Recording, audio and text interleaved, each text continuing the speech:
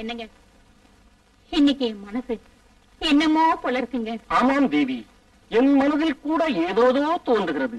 நிஜம்தானே? என்னாட்டம் உங்களுக்கும் அந்த யோசனை தானே? சந்தேகமே, அதே யோசனைதான். அதனாலதான் படுக்கையில மல்லிகைப்பூ தூவிருக்கேன்.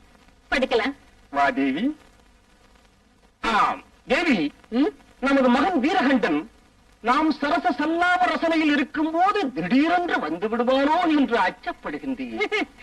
அதனாலதான் அந்த பயல ஊஞ்சல்ல படுக்க வச்சு காலை ரெண்டையும் கட்டி போட்டுட்டு வந்துட்டேன். அப்படியா? இன்னும் தயக்குவதற்கு இந்த வீர மார்த்தாண்டனின் மார்பில் சாய்ந்து கொள்.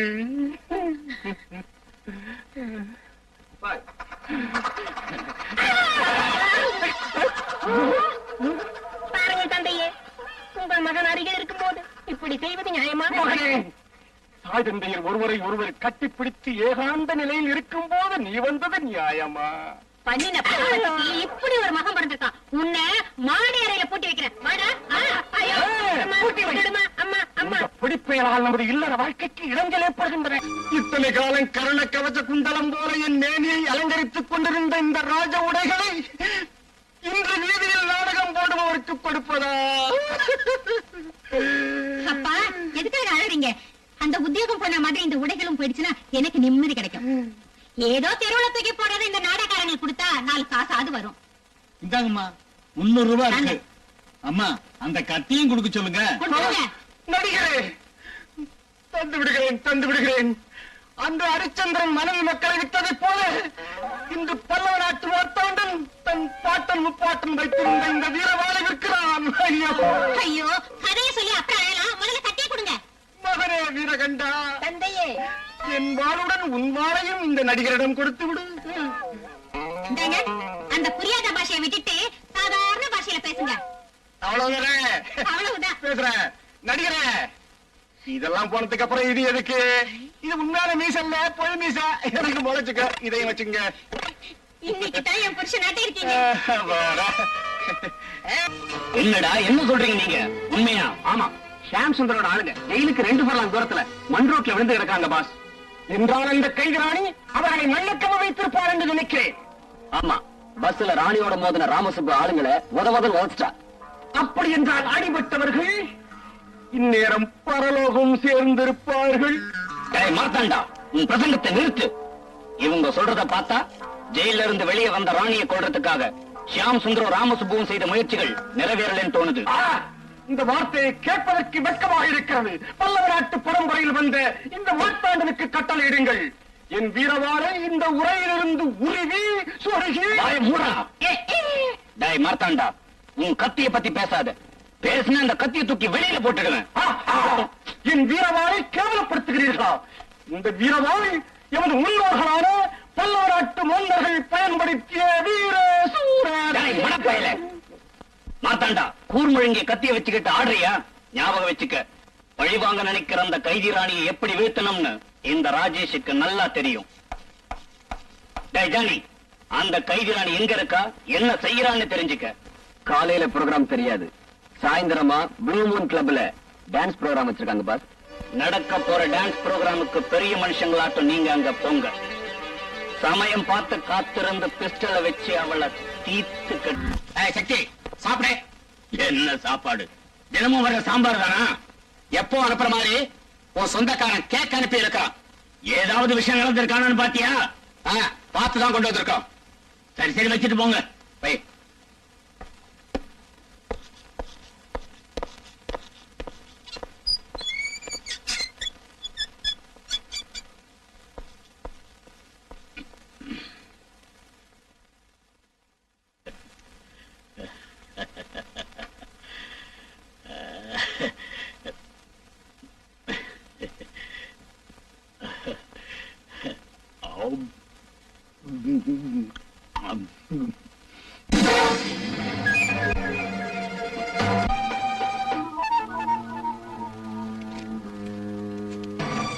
இன்று இரவு ஜெயிலிலிருந்து உன்னை வெளியே கொண்டு வருவதற்கு ஏற்பாடு செய்திருக்கிறேன்.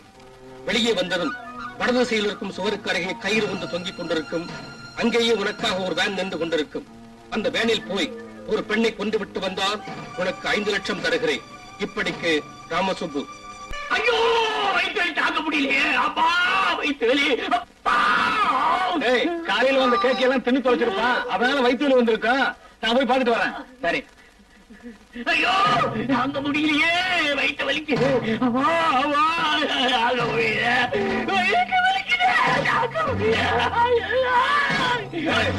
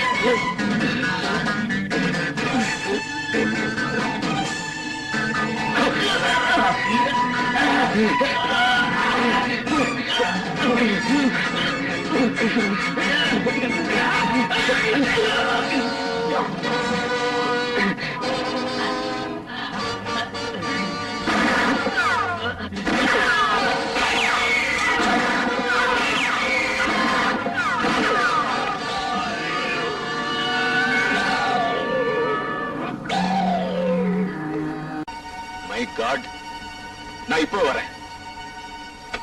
அம்மா ராணி, இங்க வா. எதுனா வாரியில வேலை செய்யற கைதிங்க ஏதோ கலாட்டா பண்ணாங்களா? நான் உடனே புறப்படணும். நீ பக்கத்துல இருந்து ஃபங்க்ஷன் நல்லா பாத்துக்க. ம்?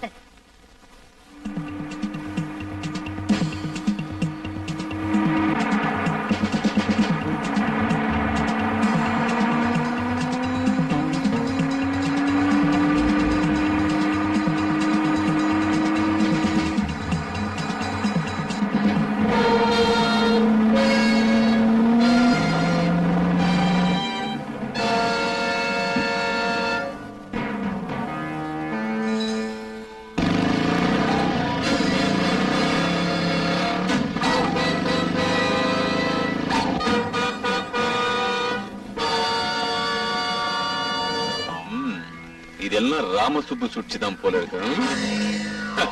நான் நினைச்ச உங்க எல்லாரையும் சுட்டு பொசுக்கிடுவேன். ஆனா அது என் கொள்கைக்கு விரோதம். உங்களை தண்டிக்கிறது தான் என் தர்மம்.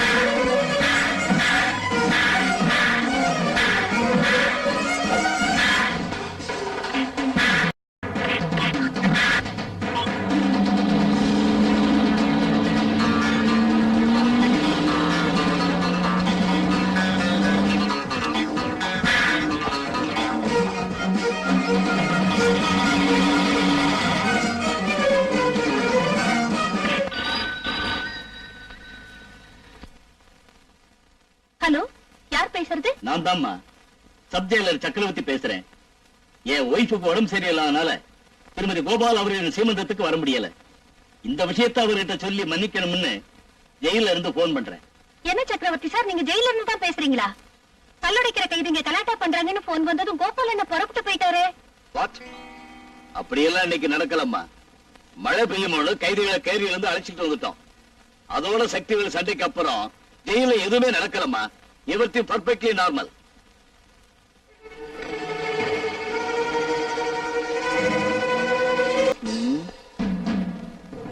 என்ன சார்? பெட்ரோல் தீர்ந்து போச்சு.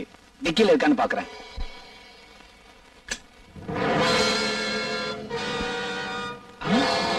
ஒளிஞ்சிருக்கியா? ஆமாண்டா, உன்னை கொல்ல வந்திருக்கேன். டேங்க்ல பெட்ரோலை காலி பண்ணது நான் தான். அன்னைக்கு சொன்னேன், இன்னைக்கு பகல் 12 மணிக்கு உன்னை கொல்ல போறேன்னு. மறந்துட்டியா?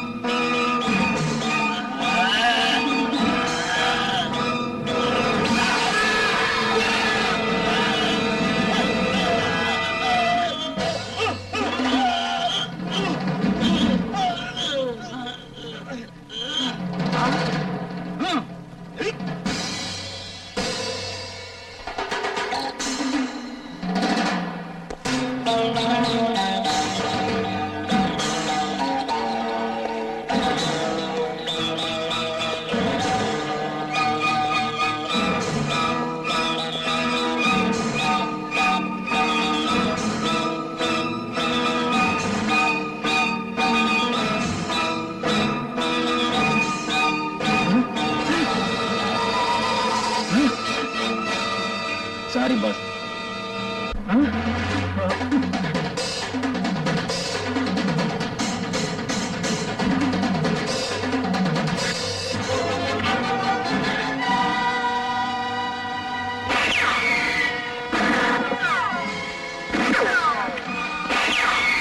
நீ நினைக்கிற மாதிரி கொல்ல மாட்டேன்டா, சித்திரவதை பண்ணி கொல்றேன்.